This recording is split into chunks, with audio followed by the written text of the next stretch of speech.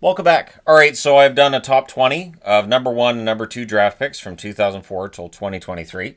Contrary to popular belief, I'm not going that far. I did the first time I did this. I thought, hey, it'd be fun to keep going, but interest drops off a lot. So that's why there's a break in between me talking about the number 2 draft pick and the number 3 draft pick.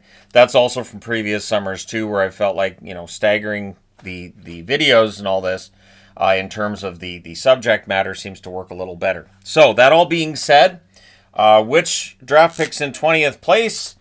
Well, it is 2012 again. And the 2012 draft, what was interesting with the 2012 draft wasn't just that a lot of these draft picks didn't end up becoming what the GMs would have hoped when they drafted the players. But most of them got moved very quickly early on in their career. So, absolutely unique draft. And Alex Galchenyuk was the number 3 draft pick that year. He moved around the NHL a bit and then found his way out of the NHL. Back in 2004, Cam Barker was the number 3 overall draft pick. And he's a defenseman. Had a couple good years in there, sure. But yeah, 19th overall on this board, and I debated about whether or not I felt like Galchenyuk or Barker. I went with Galchenyuk at 20 because I felt like that was the bigger disappointment, and he was out of the league very, very quickly. Number 18, from 2008, one of the 2 remaining former members of the Atlanta Thrashers, and that's Zach Begoian. Zach Begoian's had a long career on the blue line, mostly as a depth defenseman, but still, depth defensemen are important. You got to have them. And so Zach Begoian, number 18 on the board, by virtue of the fact that it's the number 3 overall draft picks. I honestly was impressed with the top 10 list for this draft pick. Pretty solid all-around players, not necessarily as many superstars as we saw with number 1 or number 2, but third spot, you're still getting a pretty darn good player in all likelihood. Number 17 on the board from 2019. This one honestly does kind of make me sad, but injuries have done a number on Kirby Doc, and I think it's valid to ask the question about whether or not he's ever going to become a legitimate top 6 forward who doesn't miss time with injury. I hope Kirby Doc has an injury-free season this year, and he can really get things going. Early in his career, you could see why he was drafted 3rd, but at this point in time, it just feels like the injuries have taken their toll. So I have him at 17th on this list. Number 16 from 2018, so the year before.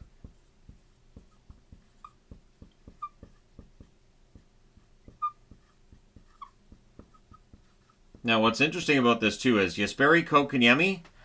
He was Montreal property, got taken away by Carolina, of course, and with an offer sheet. And Kirby Doc was Chicago property, now Montreal Canadian. So, Kotkaniemi in 2018, he's shown brief periods. He has shown what he was drafted 3rd overall for, what Montreal saw in him, but not often enough that he plays a top 6 role in Carolina. Not often enough either for him to be higher than 16th on this board. And if Doc had been healthy, Doc would have probably been 16 and Kotkaniemi 17. It's just Doc hasn't been able to stay healthy long enough. Number 15 on the board from 2005.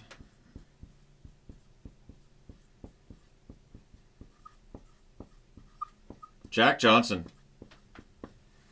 Jack Johnson's a player that's been in the NHL far longer than I think some people might have thought. When he came in, there were a lot of discussions about his game. There's been seasons he's had where he didn't necessarily play well. He's also had seasons where he's played very well. But whatever he's done throughout his career has worked because doesn't he have over 1,000 games played? I'm pretty sure Jack Johnson's reached that level. And he has a Stanley Cup ring as well, right? So Jack Johnson's had a successful career from that perspective. But on this list, Jack Johnson finds himself at the 15th because he was a number 3 overall draft pick, and there were 14 guys I felt like belonged ahead of him. Getting to number 14 from 2010, another defenseman who has at times been talked about as not being as good as what some may have hoped earlier in his career. But Erik Branson's carved out a pretty good career, pretty lucrative career. Erik Branson's earned himself some good money, and he's become a reliable veteran, I would say, at this point in time. And as long as he's not overplayed, he can be useful. He's bounced around the league a little bit. But Erik Branson, picked in 2010 at the number 3 spot. I had him ahead of Johnson on this. You guys can let me know your thoughts. I think it's very close, though, between Branson and Johnson. I think you can make an argument for either of them being above one another. Number 13 from 2007.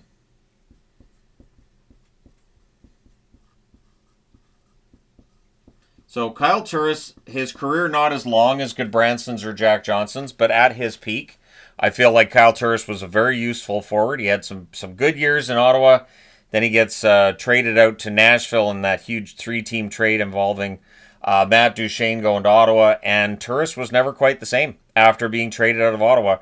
Now, the question that begs is, did Ottawa know something, and so therefore Turris is out, or was it just after that trade he never quite rediscovered what he was in Ottawa? I think that's a valid question to ask, because there are players who I think GMs know, hey, this guy's getting a bunch of points. However, I don't know if he's going to be able to do that, so we want to move him out before his totals fall off. Maybe that's what it was with Turris, at least on some level. But he still, I think, played well enough for long enough that I'm fine with him being 13th on the list. You guys can let me know your thoughts. Number 12 on the list, 2013. There are a lot of Jonathans, number 3. And in this case, it's Jonathan Drouin, who was taken in 2013, 3rd overall. Drouin, much like Kirby Doc, would be higher on the list if not for injuries. Drouin's been sidelined with injuries a lot. It's really hurt his ability to get on a run and stay there. And so it's one of those questions you ask about these players who do get injured a lot. What if, right? And so for this list, I don't get into the what if part of it. Based on his career, and he's had some very good seasons, I feel like 12th is the right spot for Jonathan Drouin. The last one, not in the top 10. And he's going to be in the top 10, I think.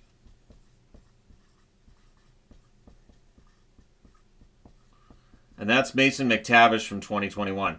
I think Mason McTavish has already shown enough. I think he already has that skill level. We've seen that I'm fine with him being 11th on this list. Obviously, I put him at 11th.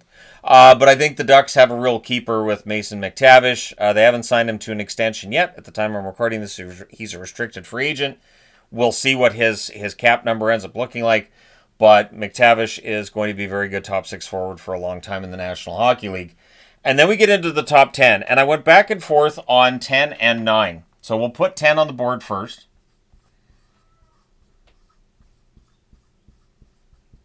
So Logan Cooley is drafted 3rd overall in 2022.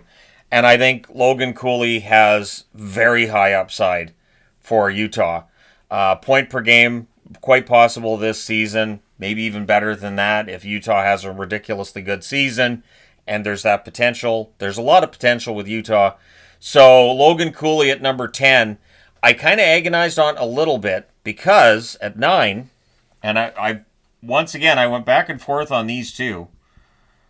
I think over the next couple of years, we'll get separation between them. I just don't know which player is going to pull ahead of who. I'm going to give Adam Fantilli, who was the number 3 pick the year after in 2023, the nod over Cooley because Fantilli had a 31-goal season this year, and he is a year younger than Cooley, who had 25. Points-wise, Cooley was ahead of Fantilli, but it feels like Fantilli's maybe got a little bit higher upside than Cooley.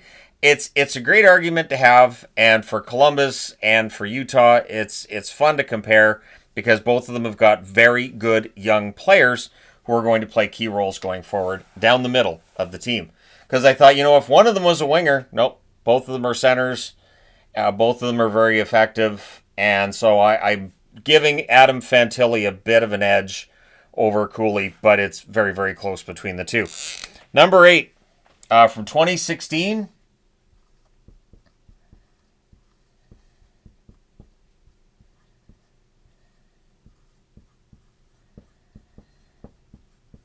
PierreLuc Dubois.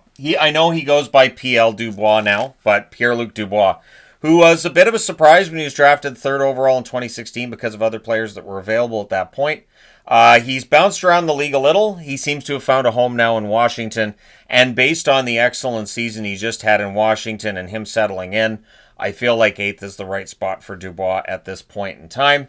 The interesting part is he doesn't have to produce in Washington. I don't feel like he has the same level of pressure to produce that he did in LA or Winnipeg before that. And I think he's more at ease. I think he's playing his own game, and it's worked to his and the Capitals' benefit. Number 7 from 2015. So this one's interesting, too, because Dylan Strome is a Washington Capital, too. He was drafted originally by the Arizona Coyotes.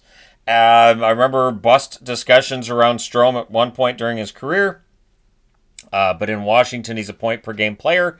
Definitely not a bust. And playing first-line center on a team that finished first in the East, not too shabby. And we'll see what Strome does for an encore this season. The Washington Capitals with Strome and Dubois, 2 very good players who were top 3 draft picks. Now they're both Washington Capitals. And you look at what they gave up for Strome and Dubois, some pretty good GMing went on in both of those acquisitions as well. Getting into the top 6 now, and at number 6, from 2009, so Matt Duchaine, originally drafted by the Avs. What is very interesting is you've got a Duchaine connection with Turris. Strome and Dubois are now both Capitals. There's definitely some times. There's others too. I know when I was putting this together, I was like, well, wait, that guy played with this guy, and this one was traded here. And it is interesting to see how many number 3 draft picks have moved around as much as they have. Duchaine's found a home for himself in Dallas. Was more effective in the regular season this year than the postseason, but he's been very productive throughout most of his career. And so I do feel like just the body of work for Matt Duchaine lands him in 6th spot on this list. Number 5 from 2011.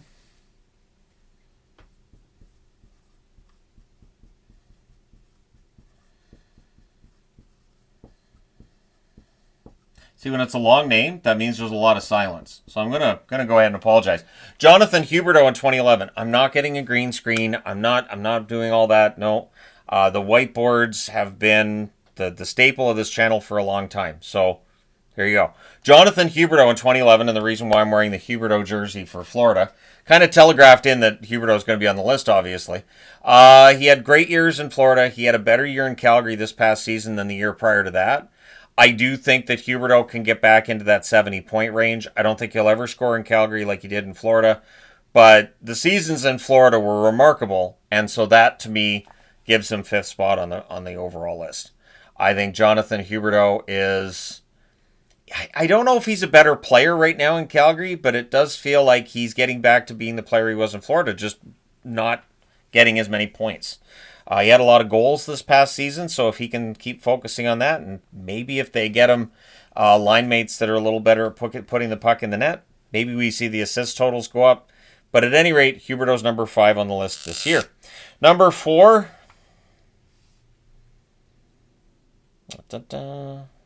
is from 2017.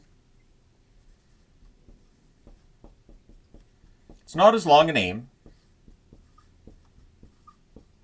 Miro Heiskanen of the Dallas Stars. Miro is a fantastic defenseman for Dallas. Missed about a third of the season with injury this year. If he's healthy this coming season, I don't see that he doesn't end up with at least 55, probably 60 points, maybe higher. But Heiskanen's more than just the offense. He's a very good all-around defenseman. And so, for me, he gets 4th on the list. Which brings us to number 3, and from 2020... the Ottawa Senators kind of knocked it out of the park with Tim Stutzla, who could be argued as the best player out of the 2020 draft. Stutzla is a dynamic forward, and we're starting to see what he can do. I do expect the next 3 to 5 years to be very productive for Tim Stutzla, and maybe the next time I do a video counting down number 3 draft picks, which would be at the earliest next summer, Tim Stutzla may very well be higher on the list. But it is very difficult to dethrone number 2 on this list. From 2006, and making his return this season. It will be interesting to see when Jonathan Taves plays for the Winnipeg Jets, whether he's lost a step or if all that time off has rejuvenated him and maybe he comes in and plays really well. Whether he does or doesn't affect his spot on this list. Jonathan Taves, 3 Stanley Cup rings, one of the best two-way forwards in the game at his peak. And Captain Sirius was his nickname, of course, there for a while. Taves legitimately number 2 on the list.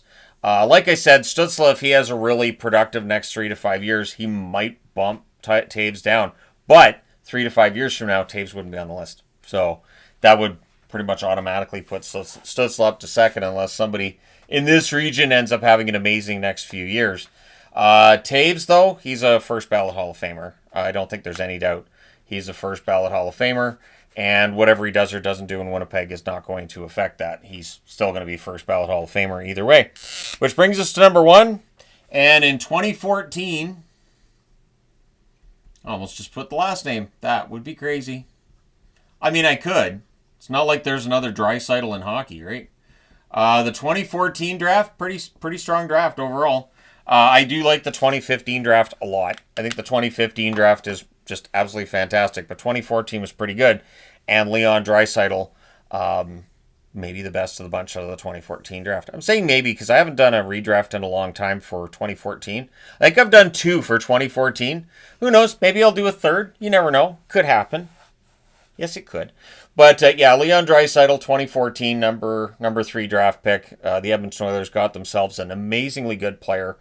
And, of course, a year later, drafting first, they got Connor McDavid. So the Oilers had a couple of really good ones back-to-back, and it got them to back-to-back Stanley Cup finals. So Draisaitl, based on all of his points, based on how well he's played in the playoffs as well, I don't see anybody threatening Draisaitl for this throne anytime soon. But let me know your thoughts in the comment section below. And again, there are some of these that I thought were close, but did my best. Let me know your thoughts. Hit like and subscribe in the event you may not have done so already. Thank you guys so much for all your support. It's greatly appreciated. I will talk to you again soon.